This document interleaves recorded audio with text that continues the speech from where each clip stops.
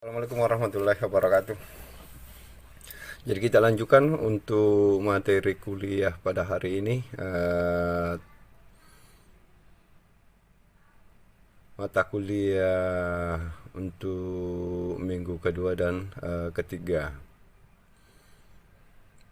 dengan topik kuliah keterkaitan teori perencanaan dan proses perencanaan. Untuk teori perencanaan sebenarnya itu ada mata kuliah tersendiri, tetapi yang kita maksudkan di sini adalah khusus teori-teori yang berkenaan daripada proses perencanaan.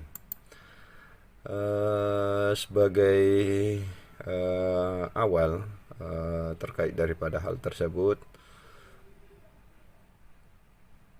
sebagaimana sebelumnya kita sudah membahas menyangkut mengenai apa itu proses, apa itu perencanaan dan lain sebagainya, yang pada intinya bahwa perencanaan itu adalah suatu tindakan atau suatu upaya berpikir secara ilmiah atau secara rasional untuk mencapai suatu tujuan yang akan datang dengan melakukan sesuatu yang sifatnya efektif dan efisien.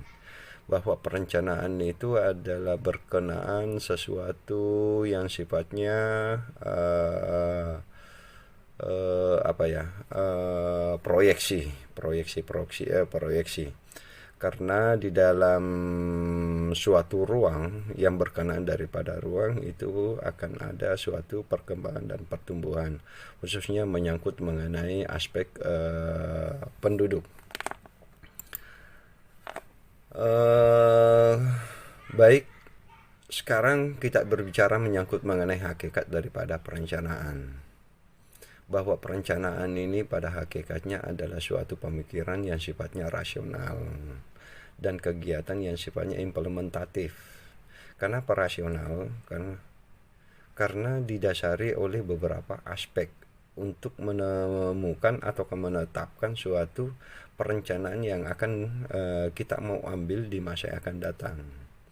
Apa yang kita ingin rencanakan? Ya tentunya hasil akhir daripada suatu perencanaan akan melahirkan suatu program, kemudian pembangunan.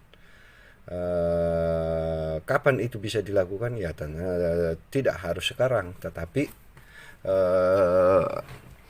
adalah suatu waktu di masa yang akan datang.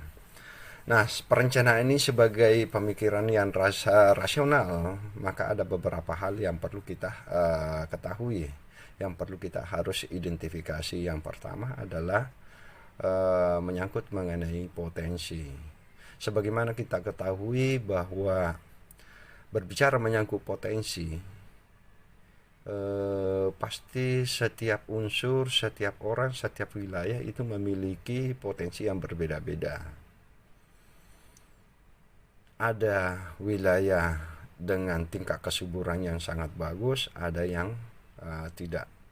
Ada daerah yang sifatnya gersang, ada yang sifatnya tandus, kemudian kandungan sumber daya alam yang dimiliki pun juga berbeda-beda. Yang pada intinya bahwa setiap wilayah itu memiliki potensi yang berbeda-beda. Sebagaimana juga adalah orang juga memiliki potensi dan karakter yang berbeda-beda. Nah, tentu di dalam perlakuannya pun juga tidak bisa disamakan. Perlakuan yang dilakukan ya bagaimana potensinya. Makanya kita harus memahami dan melihat bagaimana potensi dari suatu wilayah yang akan kita rencanakan. Kemudian yang kedua adalah suatu kendala, bahwa di dalam melakukan sesuatu pasti kita akan menemukan apa yang disebut sebagai kendala, ya, apa yang disebut sebagai kendala. Bahwa segala sesuatunya itu pasti berhadapan daripada kendala. Besar kecilnya kendala ya bergantung daripada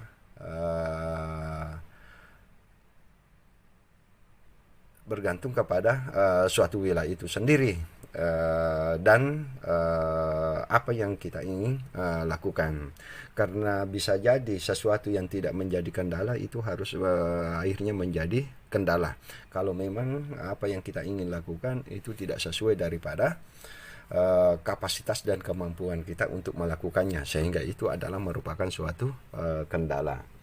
Nah, kendala-kendala inilah yang kemudian bisa juga menjadi suatu sumber inspirasi di dalam perencanaan tata ruang, sebagaimana di dalam suatu teori ataukah metode yang disebut sebagai analisis SWOT, di mana analisis SWOT ini kelemahan itu bisa dijadikan sebagai kekuatan, ancaman itu bisa dijadikan sebagai peluang. Nah, hal inilah yang perlu kita pahami, kira-kira kendala-kendala bagaimana yang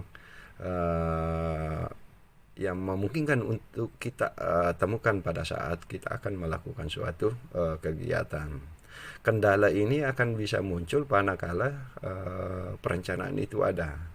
Karena pada saat kita ingin melakukan suatu perencanaan, maka kita pun juga pasti mengidentifikasi dan bisa melihat kendala-kendala yang ada.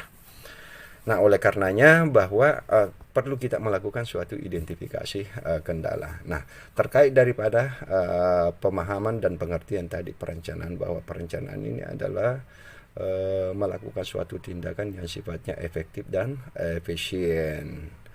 Bahwa perencanaan ini adalah tidak lain adalah bagaimana kita bisa membuat suatu alternatif dan kemudian kita menilainya dan kemudian kita pilih salah satu alternatif. Alternatif itulah yang sifatnya yang efektif dan efisien yang memungkinkan untuk dilakukan. Nah, kemudian yang ketiga berikutnya adalah menyangkut mengenai permasalahan, bahwa tidak ada sesuatu aspek unsur yang tidak memiliki permasalahan. Nah, kalau kita berbicara menyangkut mengenai daerah, wilayah, kawasan, area dan lain sebagainya, tetapi perlu kita sepakati dulu bahwa pada saat kita mau berbicara menyangkut mengenai wilayah, daerah, kota dan lain sebagainya, itu adalah ruang. Jadi ruang itu adalah bisa jadi adalah wilayah, kota dan lain sebagainya. Bahwa setiap daerah itu pasti akan memiliki permasalahan. Bahwa setiap wilayah itu memiliki suatu permasalahan. Secara garis besarnya bahwa permasalahan itu bisa kita identifikasi dua unsur. Yang pertama, bahwa permasalahan itu bisa datanya secara internal, permasalahan itu pun juga bisa datanya secara eksternal. Bagaimana yang sifatnya internal ini adalah bagaimana di dalam suatu ruang, bagaimana di dalam suatu wilayah itu sendiri. Ya. Jadi permasalahan ini bisa jadi bersumber ataukah berwujud seperti misalnya faktor manusia, sumber daya alam, keuangan, kesiapan, teknologi dan lain sebagainya. Bisa jadi menjadi suatu permasalahan. Begitu pula juga dengan permasalahan-permasalahan yang disebabkan ataukah yang dikaitkan daripada faktor luar daripada suatu wilayah itu sendiri. Karena ingat bahwa suatu wilayah tidak bisa berdiri sendiri, tentu memiliki keterkaitan dan sangat bergantung kepada wilayah-wilayah yang lainnya. Karena tidak ada sesuatu unsur pun yang bisa berdiri sendiri, pasti membutuhkan unsur lainnya di luar daripada kapasitasnya. Sehingga permasalahan-permasalahan yang sifatnya eksternal ini sangat memungkinkan untuk terjadi. Kemudian yang perlu kita identifikasi itu adalah kecenderungan perkembangan.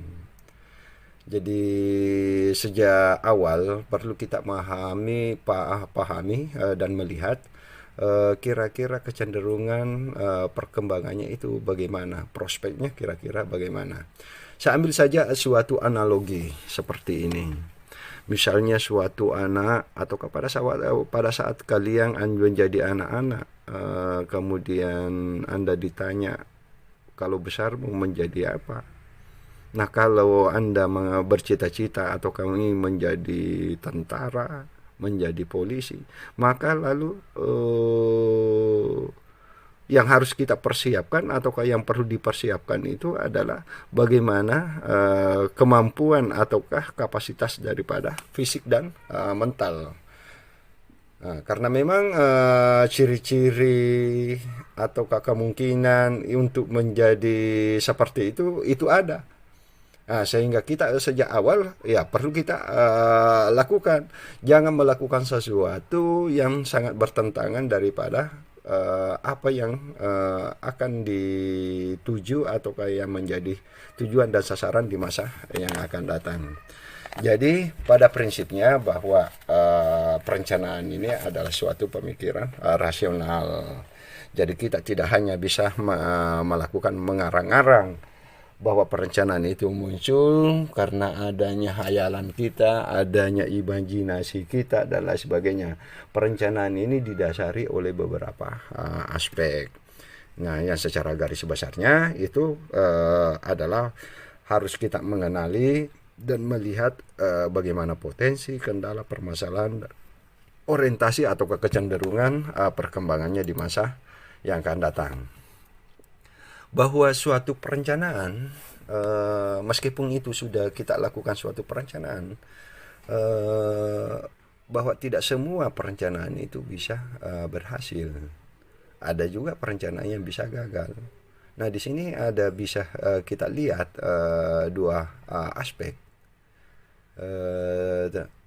Terjadinya suatu kegagalan dari perencanaan itu sendiri. Yang pertama adalah bahwa penyusunan perencanaan itu tidak tepat. Itu mungkin disebabkan oleh yang pertama adalah informasinya kurang lengkap. Nah, dari awal telah kita sudah uraikan bahwa suatu perencanaan ini sangat ditentukan ataukah sangat bergantung kepada informasi ataukah data. Semakin banyak data yang kita ambil, maka tentu hasil perencanaan itu akan semakin bagus. Sedikit data yang kita dapat ataukah peroleh, maka pasti kita akan menemukan beberapa kesulitan di dalam perencanaan nantinya. Ya, perencanaan nantinya. Oleh karenanya bahwa perencanaan itu tidak tepat ataukah tidak sesuai, mungkin karena datanya yang kurang, datanya yang tidak lengkap, ataukah sama sekali tidak ada datanya, sehingga akan sangat sulit bagi kita untuk melakukan suatu beberapa konsep-konsep perencanaan yang berkaitan daripada tata ruang. Kemudian yang berikutnya adalah metodologinya belum dikuasai. Meskipun informasi datanya itu lengkap, tetapi kalau metodologi itu adalah cara, metodologinya kita tidak kuasai, pun juga menjadi suatu faktor yang bisa menyebabkan bahwa perencanaan itu tidak tepat bisa dilakukan. Karena pemilihan metodologi ini itu ada beberapa yang berkenaan, tetapi tidak bisa digunakan ataukah bisa dilakukan secara monoton. Ya tentu harus disesuaikan daripada karakteristik daripada data dan informasi itu. Salah satu contoh misalnya melakukan suatu proyeksi jumlah penduduk. Ini kan ada beberapa metodologi yang bisa kita gunakan, yang bisa kita lakukan. Ya, jangan sampai misalnya kita monoton menggunakan regresi bunga berganda tanpa melihat bagaimana sifat dan karakteristik perkembangan jumlah penduduk itu, karena pertumbuhan jumlah penduduk itu tidak selamanya dia akan secara linear mengalami peningkatan. Bisa jadi terjadi suatu penurunan, kemudian naik, ada juga perkembangan tetapi sifatnya fluktuasi. Ya, maka tentunya kita harus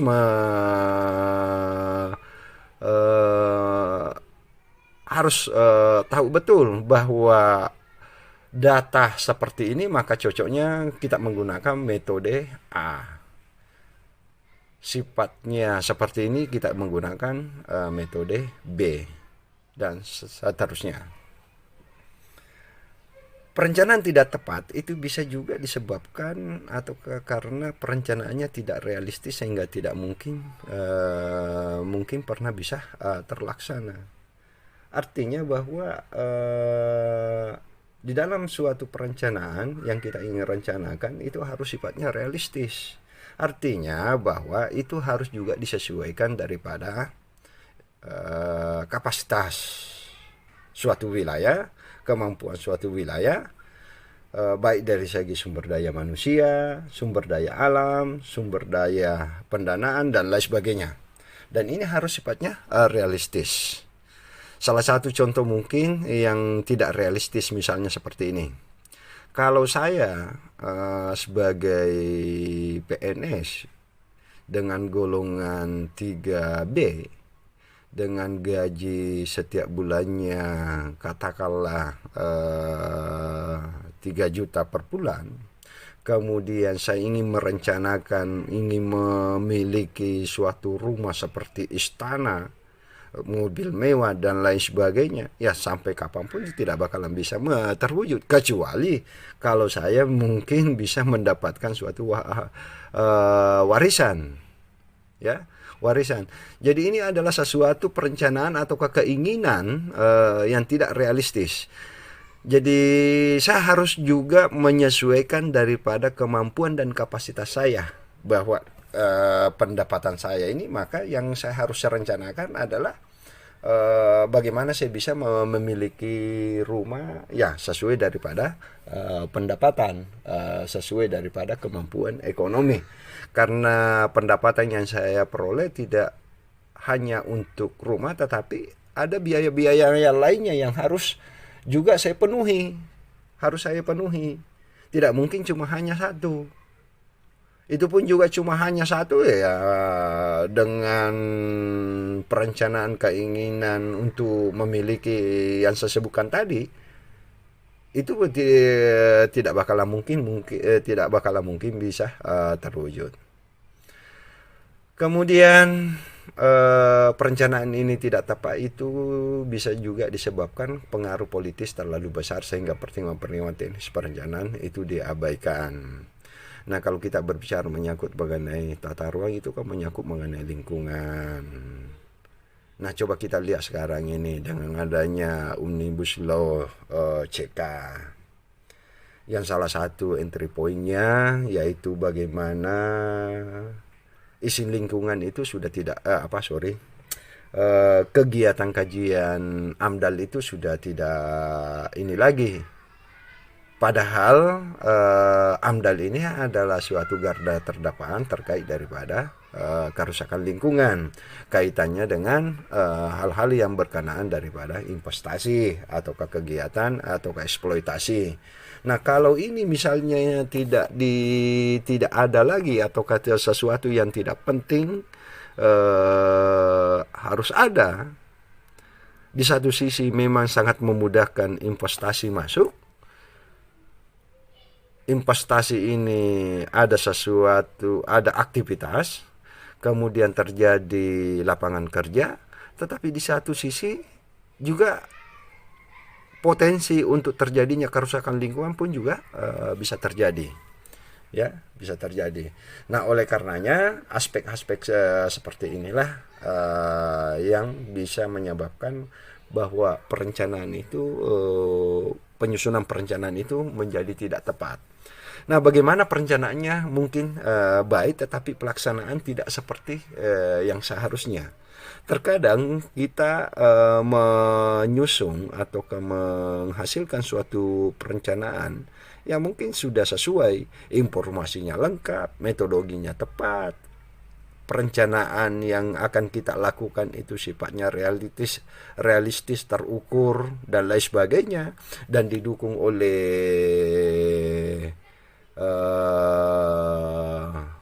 aspek politis. Tetapi terkadang pada saat perencanaan itu ada, dan pelaksanaannya tidak sesuai dari harapannya, juga bisa menyebabkan perencanaan itu menjadi gagal. Nah, ini ada banyak kasus-kasus seperti ini, terutama yang mungkin bisa kita lihat pada daerah perkotaan. Kita lihat dulu apa yang terkait daripada perencanaan yang baik tetapi pelaksanaan tidak seperti yang seharusnya. Yang pertama adalah tidak berkaitnya perencanaan dengan pelaksanaan. Contoh misalnya bahwa di dalam suatu perencanaan tata ruang, katakanlah pola ruang, tata guna lahan, kita sudah menetapkan bahwa daerah ini itu adalah warnanya warna kuning. Kalau warna kuning itu kan permukiman kalau di tata ruang. Tetapi di dalam pelaksanaannya, kenyataannya karena adanya desakan, adanya permintaan yang cukup besar, sangat banyak untuk terjadinya pemanfaatan lahan itu, tetapi tidak sesuai daripada warnanya. Yang tadinya itu adalah kawasan perumahan, itu dijadikan sebagai kawasan perdagangan misalnya. Yang tadinya adalah ruko kemudian dijadikan sebagai katakanlah hotel dan lain sebagainya. Nah, ini tentu akan melahirkan beberapa permasalahan-permasalahan di kemudian hari, yang pada intinya bahwa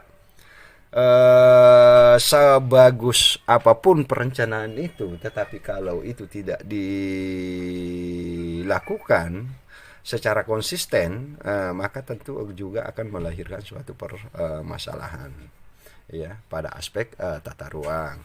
Kemudian yang kedua, aparat pelaksana tidak siap ataukah kompeten. Nah, sebagaimana kita ketahui bahwa ini kan menyangkut mengenai sumber daya manusia.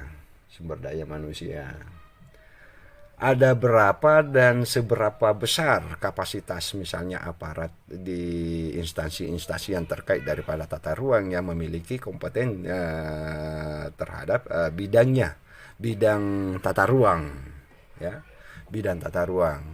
Nah, tentu ini juga harus kita lihat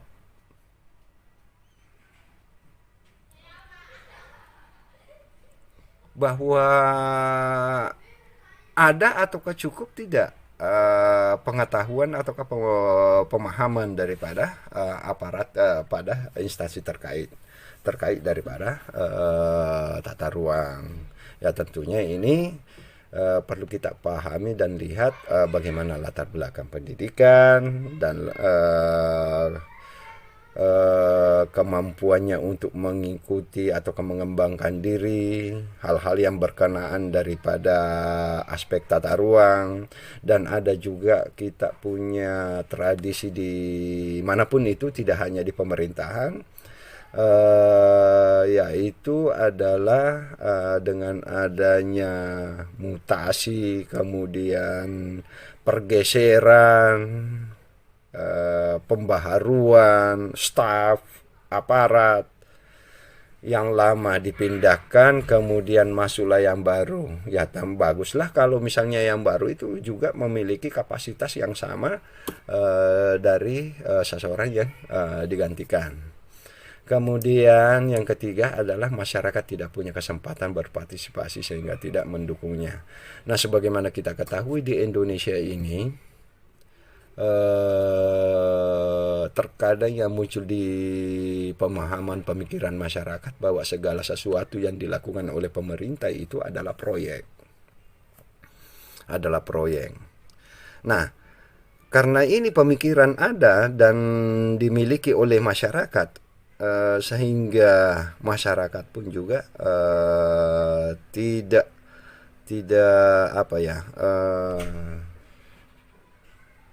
rasa kepedulian dan rasa kepemilikannya terhadap apa yang telah dilakukan itu bisa dikatakan tidak sangat tinggi, karena pemikirannya adalah bahwa toh juga itu akan kembalinya kepada pemerintah, itu akan ada anggaran lagi dan lain sebagainya. Coba kalau kita misalnya kita melakukan suatu pendekatan pembangunan dengan melibatkan masyarakat mulai sejak dari awal sampai pelaksanaannya, sehingga masyarakat itu bisa menjadi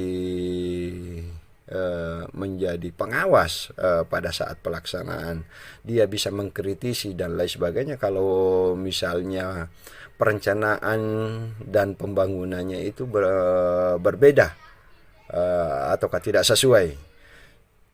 Sehingga masyarakat ini sangat penting untuk dilibatkan. Meskipun dalam kenyataannya saat ini, dewasa ini, bahwa sudah ada banyak beberapa program-program kegiatan pembangunan itu sudah berbasis kepada partisipasi masyarakat.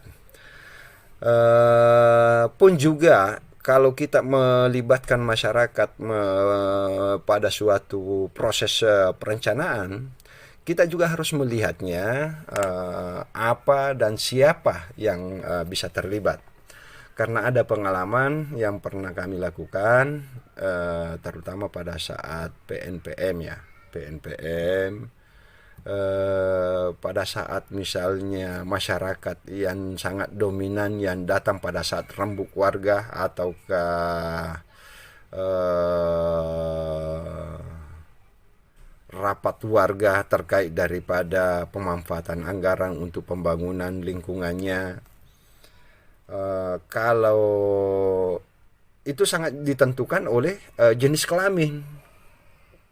Kalau yang paling banyak datang ataukah yang melakukan rembuk warga itu adalah laki-laki, maka tentu memiliki pemikiran dan keinginan yang berbeda kalau itu adalah perempuan. Kalau laki-laki itu keinginannya ya paling misalnya saya butuh jalan, saluran yang berkaitan daripada produksi. Tetapi berbeda dengan perempuan, ibu-ibu. Kalau ibu-ibu yang lebih banyak datang ya tentu kan berkaitan dengan pelatihan bikin kue, pelatihan kegiatan-kegiatan kewirausahaan dan yang jelasnya bahwa ini berkaitan daripada ataukah sangat erat kaitannya dengan ekonomi keluarga. Jadi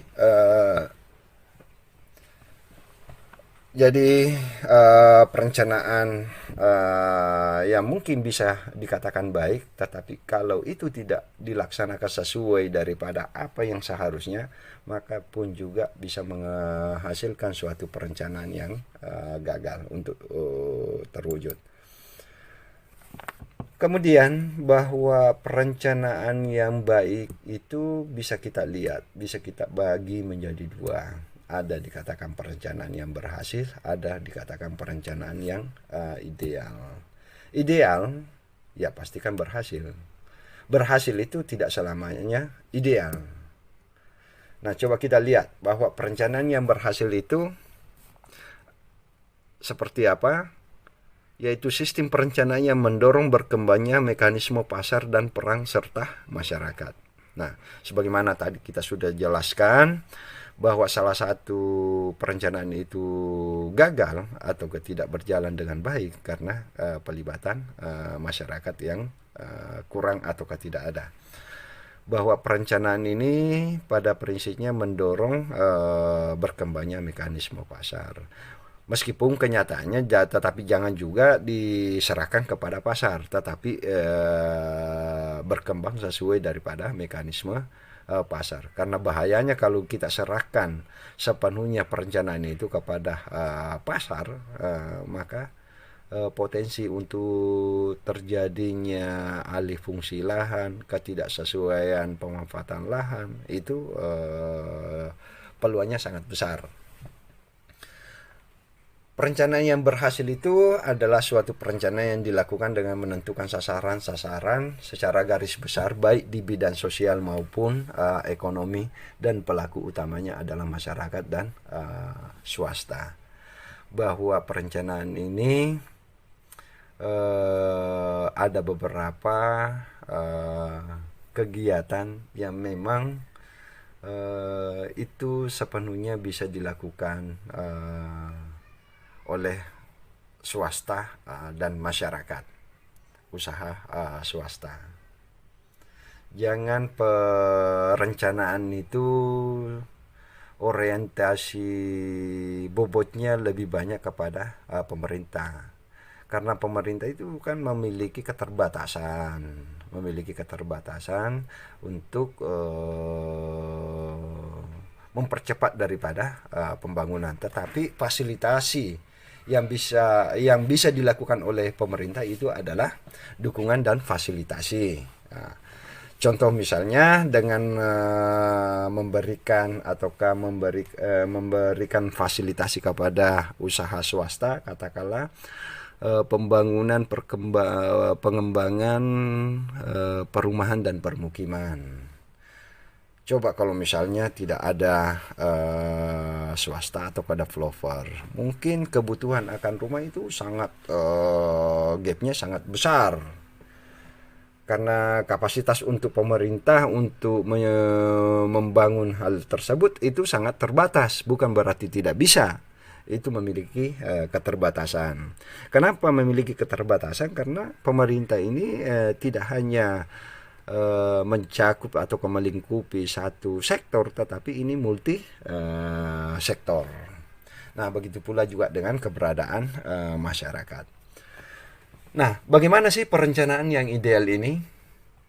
Yaitu suatu perencanaan dengan prinsip partisipatif, di mana masyarakat yang akan memperoleh manfaat dari perencanaan harus turut serta dalam prosesnya. Nah, jadi masyarakat yang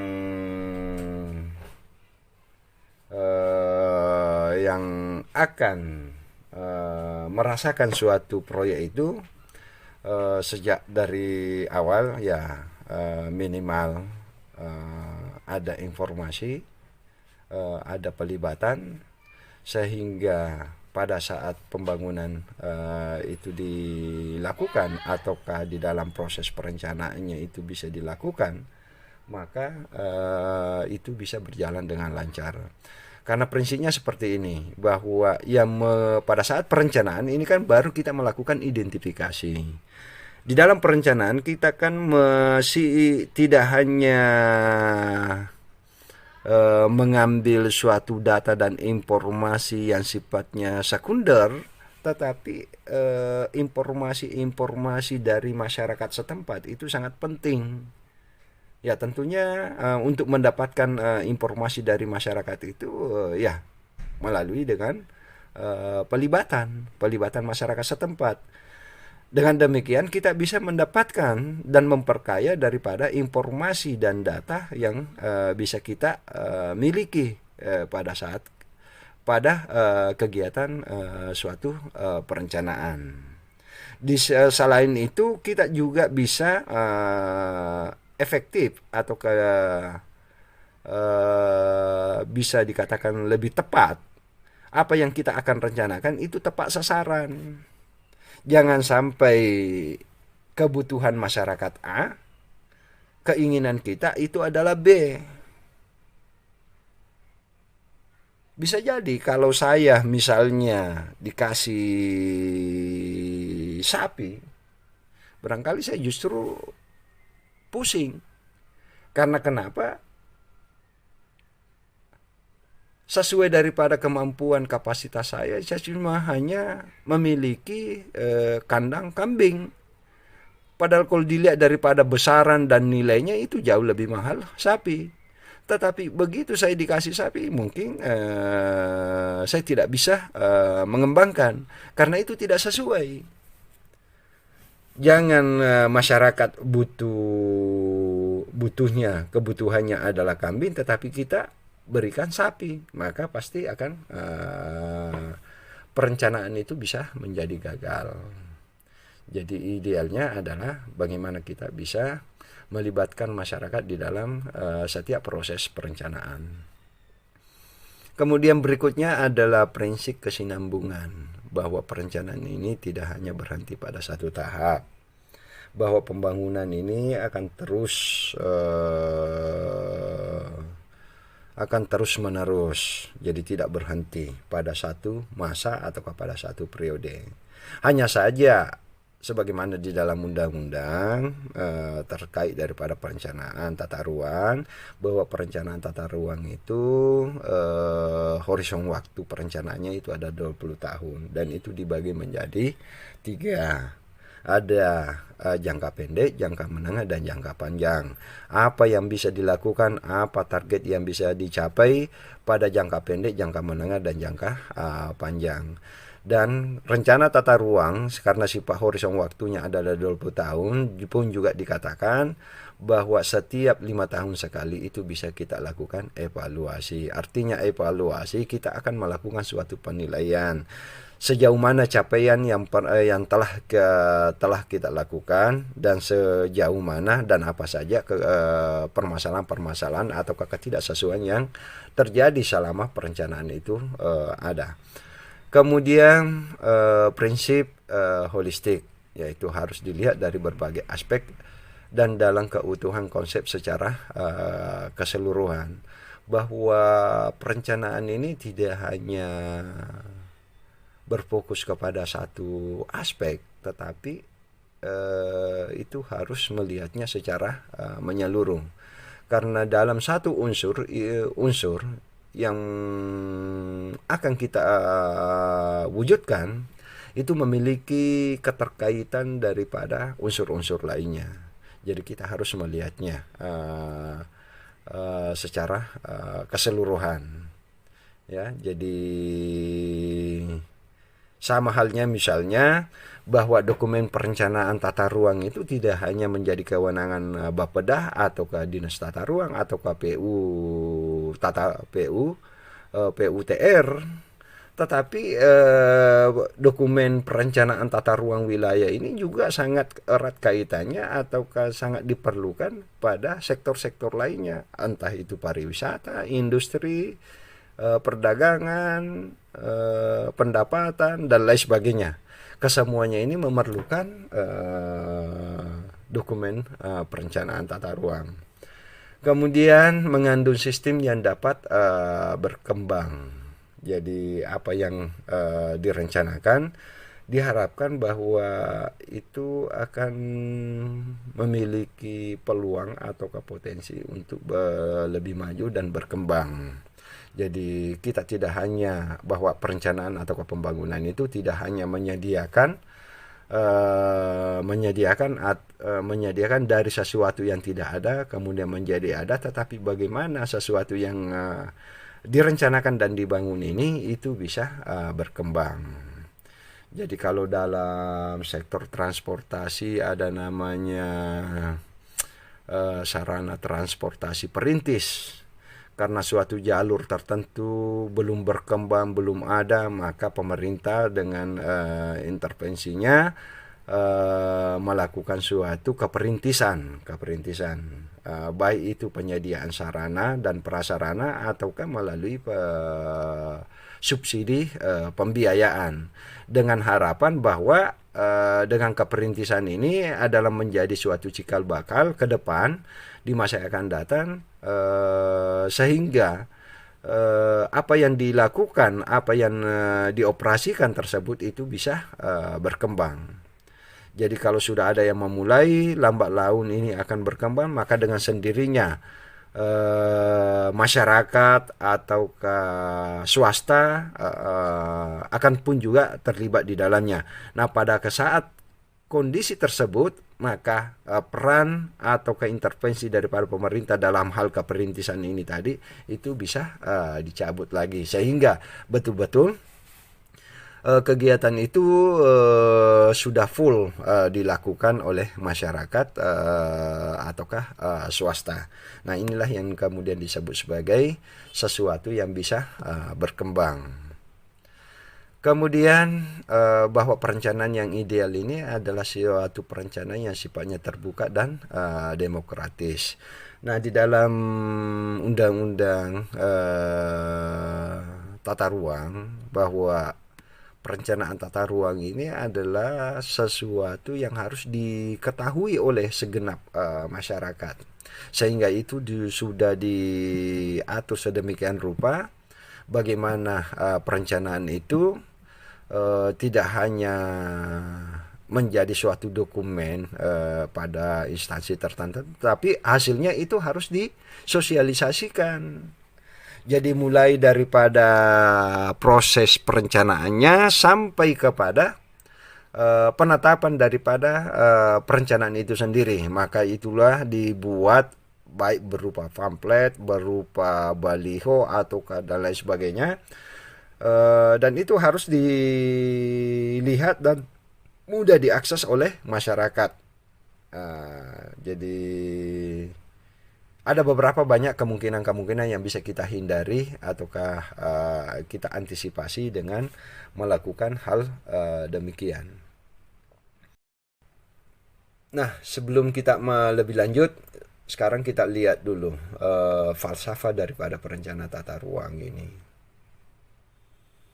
Mungkin ini sudah Anda lihat dan sudah disampaikan sebelumnya pada mata kuliah lainnya. Sebagaimana kita ketahui bahwa manusia secara individu kemudian berada dalam suatu lingkungan, membentuk suatu kelompok manusia. Bahwa manusia dari tahun ke tahun itu pasti akan mengalami pertambahan, pertumbuhan. Semakin banyak jumlah penduduk populasi manusia, kebutuhan pun juga semakin besar. Nah, tentu harus juga kita pikirkan bagaimana kemampuan daripada suatu lingkungan di dalam mewadahi semua kebutuhan, aktivitas ataukah jumlah daripada manusia tersebut. Nah, manusia dengan kemampuan kebutuhan lingkungannya dalam suatu ruang, di dalam suatu wilayah, tentu akan mengalami suatu perkembangan. Nah, yang sudah pasti adalah jumlah penduduk pasti akan bertambah. Semakin bertambah jumlah penduduk, maka kegiatan ekonomi pun juga bertambah. Ya. Kegiatan ekonomi, aktivitas ekonomi pun juga semakin banyak yang bisa dihasilkan atau bisa dilakukan. Begitu pula juga dengan aspek sosial, aspek fisik. Ya, kalau mungkin aspek fisik ini bisa kita bagi menjadi dua. Ada namanya fisik lingkungan, ada namanya lingkungan fisik. Kalau fisik lingkungan ya pasti kapasitasnya terbatas. Kalau lingkungan fisik itu semakin jumlah manusia bertambah dengan berbagai aktivitasnya, maka lingkungan fisik pun juga harus bertambah. Lingkungan fisik ini meliputi sarana dan prasarana yang dibutuhkan oleh manusia itu sendiri, serta perkembangan ilmu pengetahuan. Jadi sekarang ini dengan mengelola jumlah penduduk yang begitu besar, bagaimana bisa memanage ataukah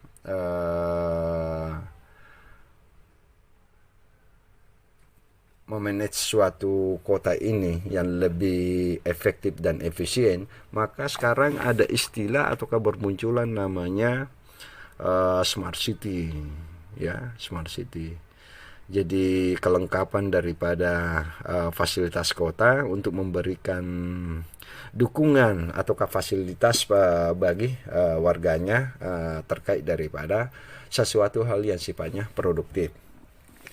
Nah, manusia dengan segala dinamikanya, yaitu manusia sebagai makhluk, kemudian dengan berbagai aktivitas, kebutuhan dan lain sebagainya yang menempati suatu ruang, sebagaimana kita ketahui bahwa ruang itu memiliki kapasitas yang terbatas. Nah, oleh karenanya perlu diatur sedemikian rupa, perlu ditata, perlu direncanakan secara baik. Karena terkait daripada hal tersebut pasti akan berkembang ataukah berkenaan dengan wisma, yaitu tempat tinggal masyarakat, kemudian karya, marga dan suka. Bahwa di dalam suatu ruang ini itu meliputi 4 aspek tadi ini, yaitu wisma karya dan marga suka. Kemudian hal inilah yang kemudian bisa kita lakukan pengembangan yang sifatnya terarah, efisien, efektif, dan serasi. Ya, tentunya tidak terlepas daripada dan perlu kita mempertimbangkan kesesuaian daripada ruang itu sendiri, kesesuaian kapasitas kemampuan daripada suatu ruang. Dengan demikian maka kita akan mendapatkan atau melahirkan suatu tatanan lingkungan yang sifatnya ideal. Nah, berkenaan daripada ini maka perlu dilakukan suatu perencanaan tata ruang. Sebagaimana tujuan penataan ruang nasional, ada 4 pilar. Tujuannya yaitu aman, nyaman, produktif, berkelanjutan. Bahwa ruang itu sejatinya harus memberikan rasa aman kepada masyarakat. Ya seperti sekarang ini, bencana atau wabah yang menimpa seluruh dunia, termasuk misalnya di Kota Makassar ini. Maka untuk melindungi daripada masyarakat ini ada akibat daripada ancaman virus corona misalnya, maka perlu dilakukan suatu penertiban pengaturan, ya, penertiban dan pengaturan. Kemudian bahwa ruang atau wilayah kota itu harus memberikan rasa nyaman bagi masyarakatnya. Kemudian bahwa kota ruang ini harus sifatnya produktif dan berkelanjutan. Ada beberapa permasalahan dan tantangan di dalam penataan ruang. Jadi misalnya pada daerah perkotaan, apa permasalahannya? Ya ini tidak lazim lagi, misalnya masalah kemacetan. Masalah kemacetan ini kita tidak hanya bisa melihatnya bahwa banyaknya kendaraan di jalan, tetapi ada beberapa faktor-faktor yang mempengaruhi hal itu. Yang pertama adalah memang jumlah populasi penduduk semakin meningkat, diiringi dengan tingkat kesejahteraan masyarakat, ataukah sistem transportasi angkutan perkotaan atau angkutan umum yang memang tidak bisa diandalkan, sehingga orientasi masyarakat untuk memiliki kendaraan itu lebih besar.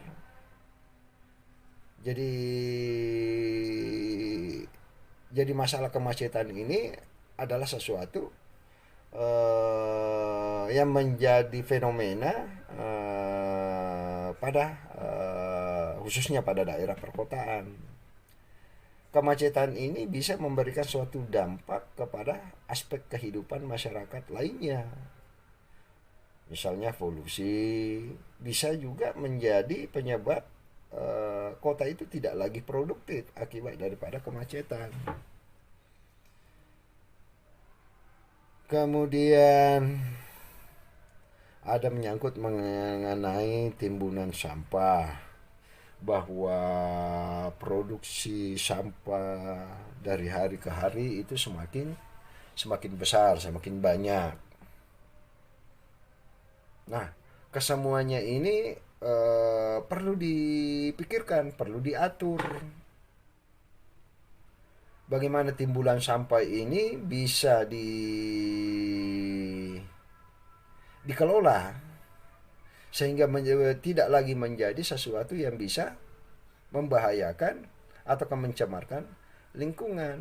Apalagi kalau kita melihat daripada sistem geohidrologi,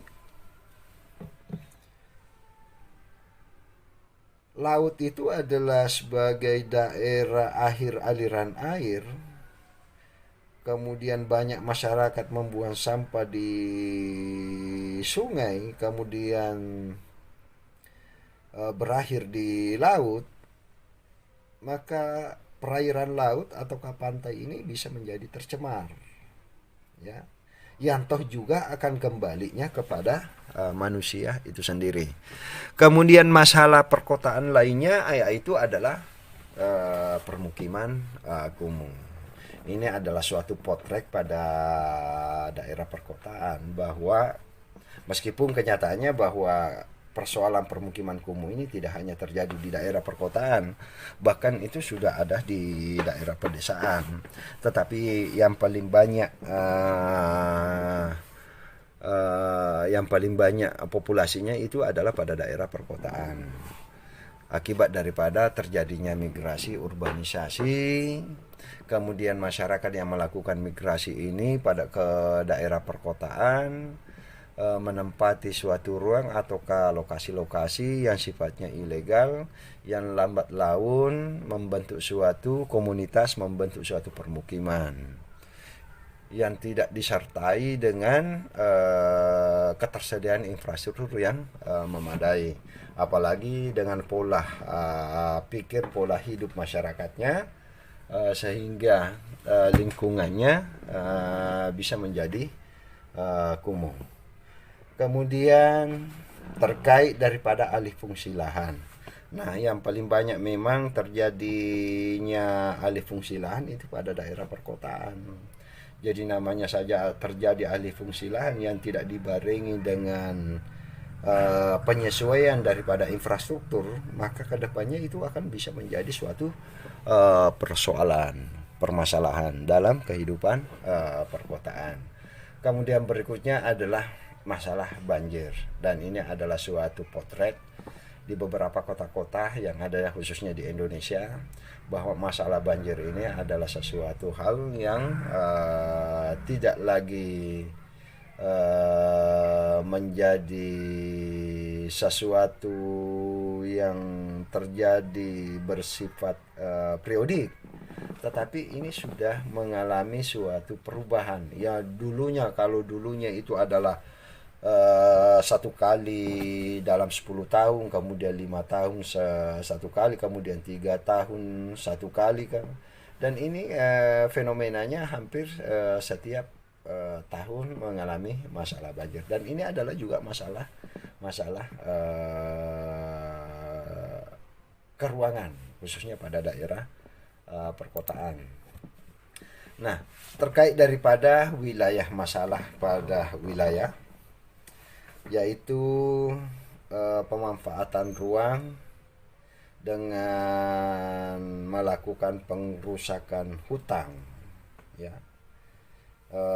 entah itu untuk kegiatan atau kepembukaan lahan untuk kegiatan tanaman tertentu, katakanlah misalnya kelapa sawit, ya, maka langkah awal yang dilakukan adalah melakukan suatu alih fungsi, ya, dengan sendirinya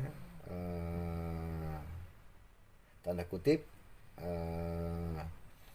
bisa melakukan suatu pengrusakan hutan. Nah, kalau ini terjadi, maka secara hidrologis pun juga akan berpengaruh, kemudian memberikan suatu dampak terhadap kehidupan secara menyeluruh, terutama menyangkut mengenai ketersediaan air, menyangkut mengenai banjir dan lain sebagainya. Kemudian masalah tata ruang untuk wilayah regional, untuk skala wilayah, yaitu kesenjangan pembangunan atau keinvestasi antar dan di dalam wilayah. Jadi masih ada kesenjangan pembangunan atau keinvestasi antar wilayah atau ke kawasan. Katakanlah misalnya antara daerah perkotaan dan daerah pedesaan.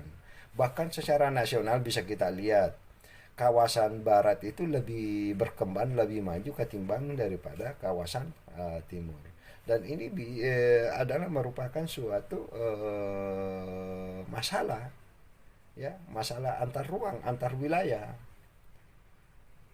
Kemudian ya ini disintegrasi NKRI bisa jadi salah satunya, bahwa terjadinya suatu perlambatan pembangunan, bahwa perencanaan yang kita sudah susun tidak bisa terlaksana dengan baik karena adanya disintegrasi secara nasional, ya. masih ada gejolak ataukah gangguan pada suatu wilayah, sehingga untuk melakukan suatu kegiatan pembangunan, untuk mempercepat pembangunan, mempercepat laju pertumbuhan ekonomi, akhirnya itu menjadi kendala.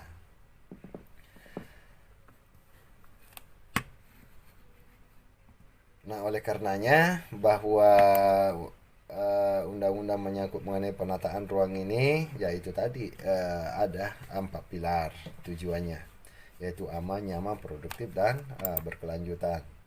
Kemudian tantangan pada tataran kota atau kabupaten yang sifatnya mikro.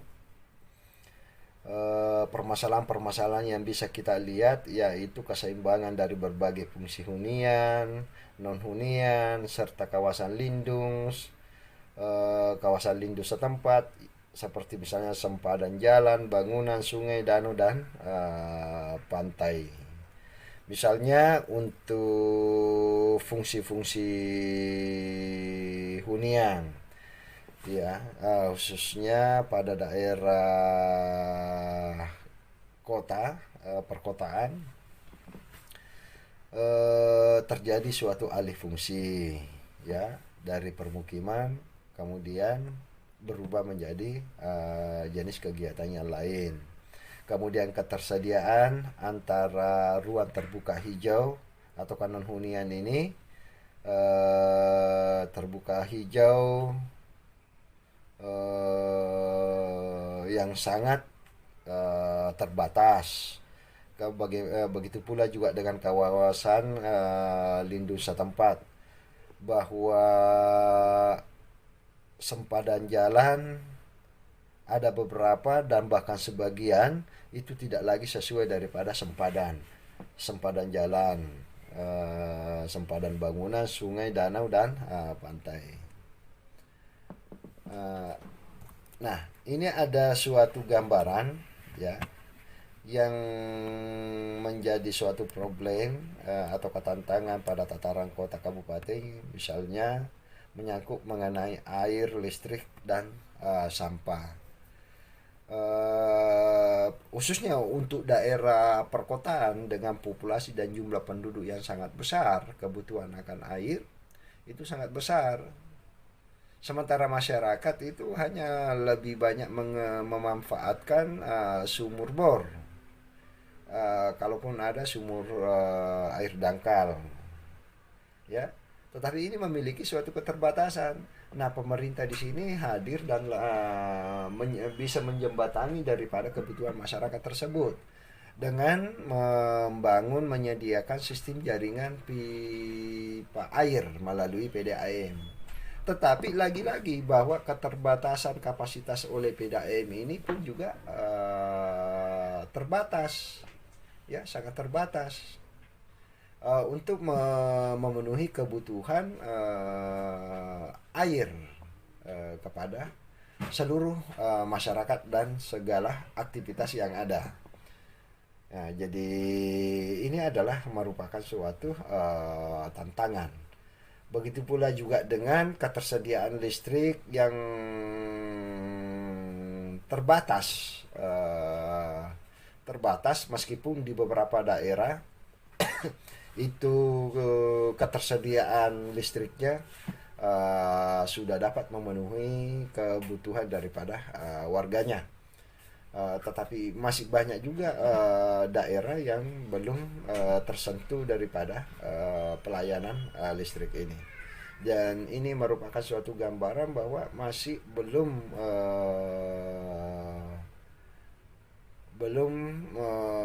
mampu untuk menyediakan kebutuhan akan listrik ini secara keseluruhan. Jadi masih ada keterbatasan. Nah, listrik ini adalah salah satu sumber energi yang bisa meningkatkan produktivitas baik secara individu manusia maupun dari aspek wilayah. Jadi tanpa adanya listrik maka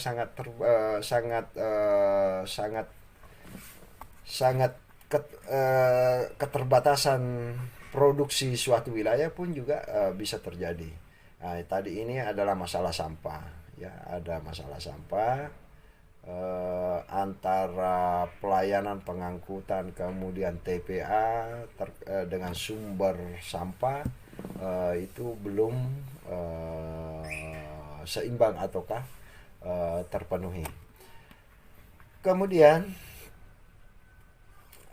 masalah bekerja ataukah produksi, ya. Jadi masih ada banyak jumlah penduduk di usia produktif itu belum menghasilkan apa-apa ataukah belum bekerja. Jadi kesenjangan antara orang yang sudah bekerja dan yang belum bekerja pada level usia produktif itu masih sangat tinggi. Belum lagi dengan kapasitas sumber daya manusia di dalam suatu kegiatan produksi pun juga bisa mempengaruhi daripada produksi tersebut. Kemudian berikutnya menyangkut masalah kesehatan. Jadi masalah kesehatan ini baik dari segi pelayanan, kapasitas sarana kesehatan, kemudian penyebaran ataukah distribusi fasilitas kesehatan, yang kesemuanya ini masih sangat terbatas dibandingkan daripada jumlah masyarakat yang akan mendapatkan pelayanan ataukah akan dilayani. Menyangkut masalah pendidikan, kemudian rekreasi dan RTH, mobilitas, limbah dan makan dan seterusnya.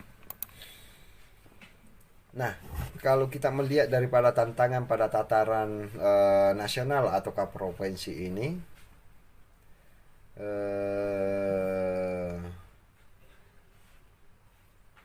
bisa kita lihat secara penampangnya berkaitan daripada keseimbangan antara wilayah hulu dan hilir dengan menetapkan kawasan hulu sebagai kawasan lindung, ya.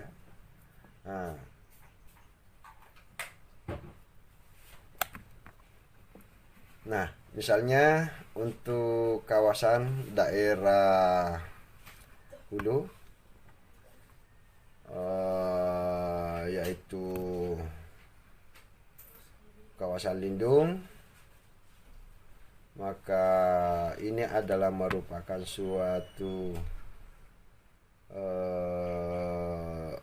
di dalam sini diistilahkan sebagai kawasan pabrik air. Artinya pada daerah ini secara hidrologis itu bisa kita lindungi, kita bisa tata sedemikian dengan adanya ataukah masih bertahannya hutan lindung.